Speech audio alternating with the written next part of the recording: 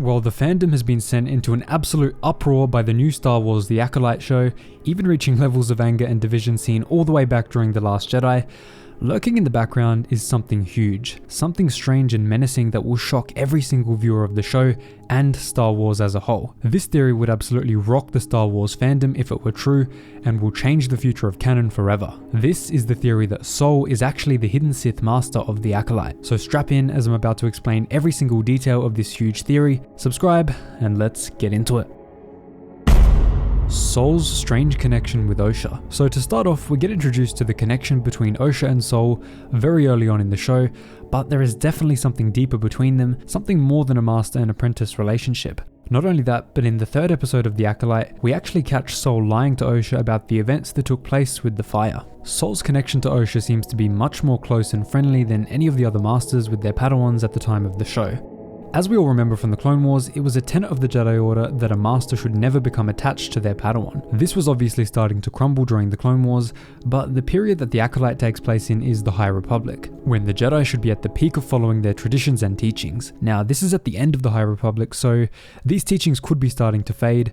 However, they're still taught during the Clone Wars, so even during the end of the High Republic, where the weaknesses of the Jedi are starting to appear, this rule should still hold firm. But that is certainly not what we see from Sol, constantly hugging and dedicating himself to Osha despite his better judgment. This certainly gives off a dark side aura to Sol, something in the vein of Anakin being attached to Padme and his Padawan Ahsoka, but possibly something more. Possibly someone who sees the future of the Rule of Two within Osha. Someone he wants to pull out of the Jedi Order to use for his plans in the Sith Rule of Two. As we see demonstrated in the episodes, he knows that Osha was not born of a father, and also knows the midichlorian counts of the two twins, as they did the same test that Obi-Wan did to Anakin in The Phantom Menace. This is enough information to spark interest in Sol for wanting to recruit the twins, and possibly even pit them against each other to see which is stronger and which is more capable of propelling the Sith plan forward.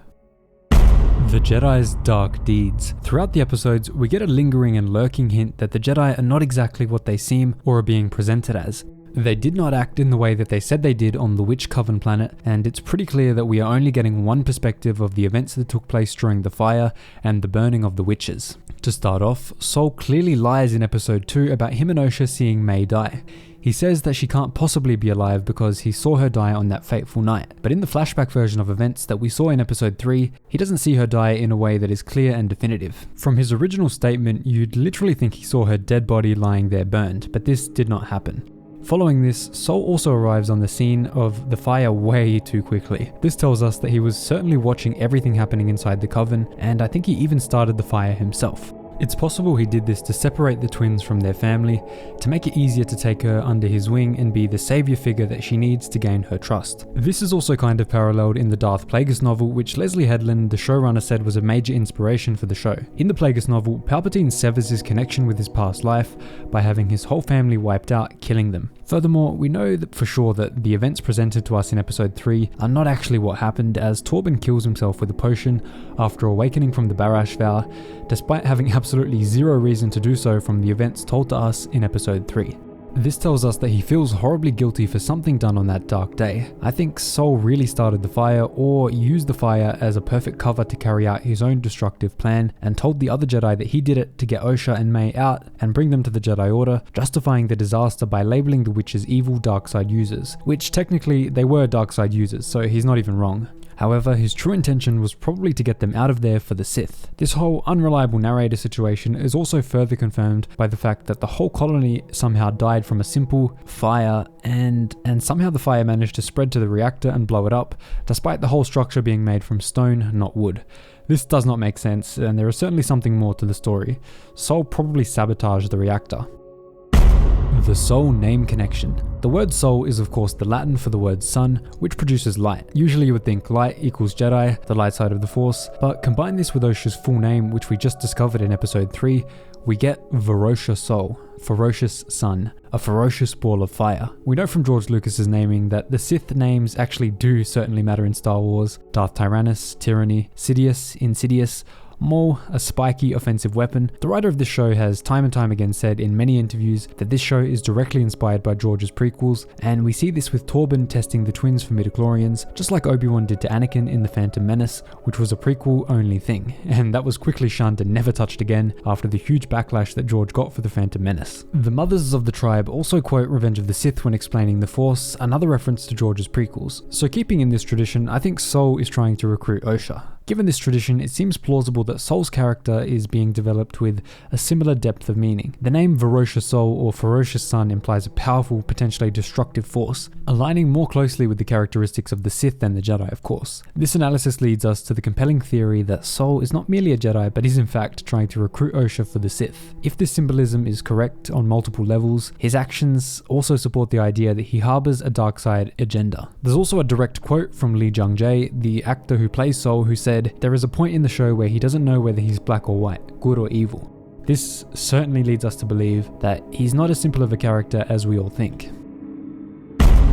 The Jedi can't know the Sith, and that lines up perfectly. We know in canon that the Jedi cannot know about the Sith returning before the Phantom Menace and Maul. Well, guess what? This is exactly why the writers are having to kill off all of the Jedi in the group. That is, except for Sol. Indara and Torben have already been killed off in the first 2 episodes of the series, with Kalnaka probably being next in line, considering we see his home planet at the end of episode 2. The writers knew that to make Sol the Sith, that it was necessary to kill everyone who knew of his dark side nature, and that is exactly what is happening. Now, the real smoking gun for this part of the theory would be if we see Sol as the last remaining Jedi of the 4. In addition, if Sol is indeed the Sith, his manipulation of the events to lead to the demise of fellow Jedi underscores his adeptness at playing both sides. This duality is a hallmark of Sith Lords who often pose as allies while covertly advancing their own dark agendas. Sol's actions and the resulting deaths of Indara, Torben, and potentially Kalnaka serve as a chilling reminder of the Sith's capacity for deceit and treachery. This is exactly what Palpatine did during the Clone Wars, playing both the Republic side through himself and the Separatist side through his apprentice, Count Dooku.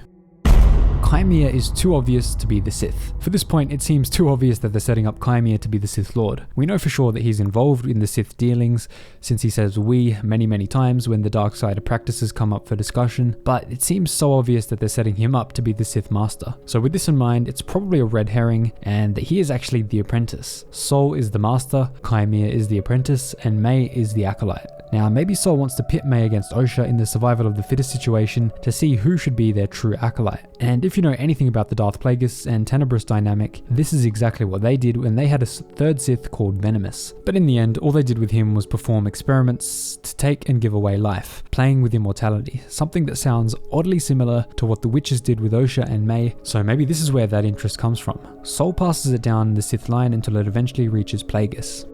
So that is the Sol is the Sith Master theory. If you enjoyed the video, make sure to subscribe for more awesome Star Wars content and plenty more acolyte theories and speculation just like this. If you want to see more like this, the channel's got plenty of content just like it. You'll be right at home here. And also become a member if you want to see plenty more behind the scenes content. Thanks so much for watching, guys. If you made it this far into the video, drop a thank Mr. Sol in the comments down below. Cheers, guys. I'll see you in the next one.